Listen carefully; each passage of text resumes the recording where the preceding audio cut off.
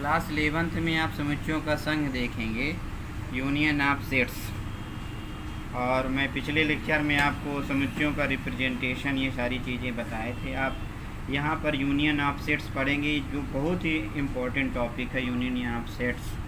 तो union of set का मतलब क्या होता है? अगर आपके पास दो कोई भी सेट दिए गए हैं ए और बी, तो उनका समुच्चय यूनियन क्या होता है उसके बारे में मैं आपको बताऊँगा।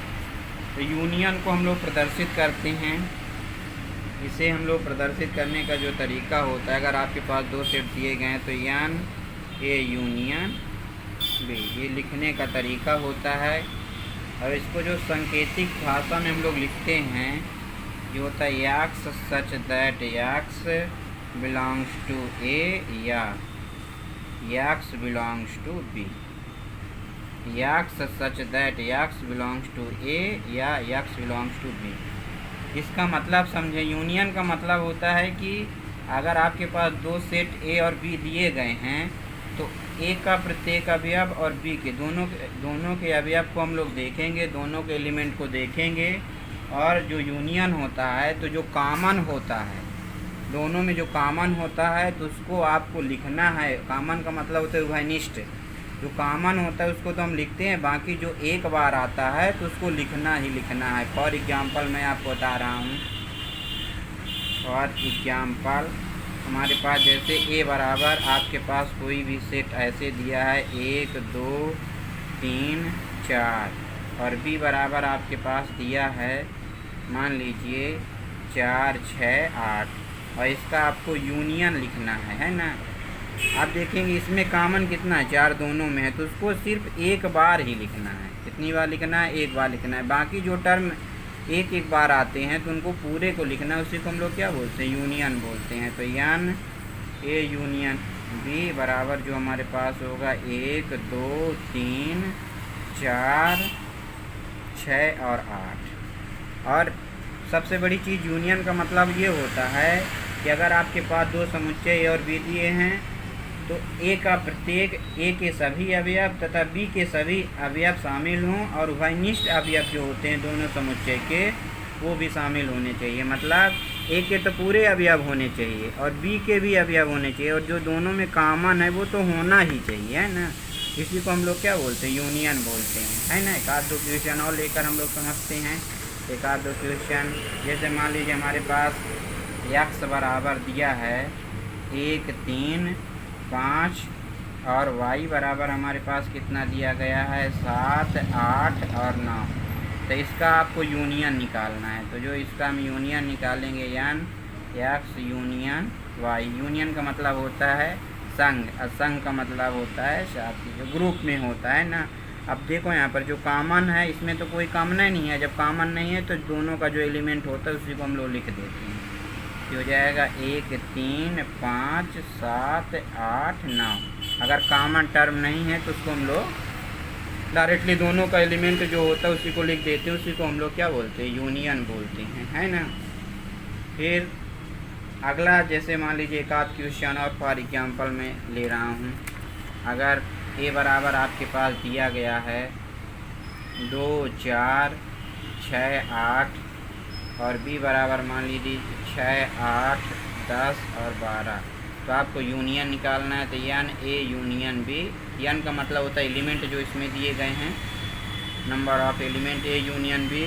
तो आप देखेंगे इसमें कुछ 8 दोनों में कॉमन है, तो उसको सिर्फ एक बार लिखना है।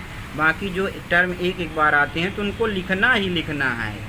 जैसे हो गया हमारे पास 2 4 6 दोनों में है, देखो, तो उसको लिखना है। फिर 8 दोनों में दिया है, 10 और 12। अब हमारे पास जो आता है इंटरसेक्शन, और इंटरसेक्शन का मतलब क्या होता है? समुच्चयों का सर्वनिष्ठ हम लोग हिंदी में बोलते हैं। समुच्चयों का सर्वनिष्ठ, इंटरसेक्शन ऑफ सेट्स।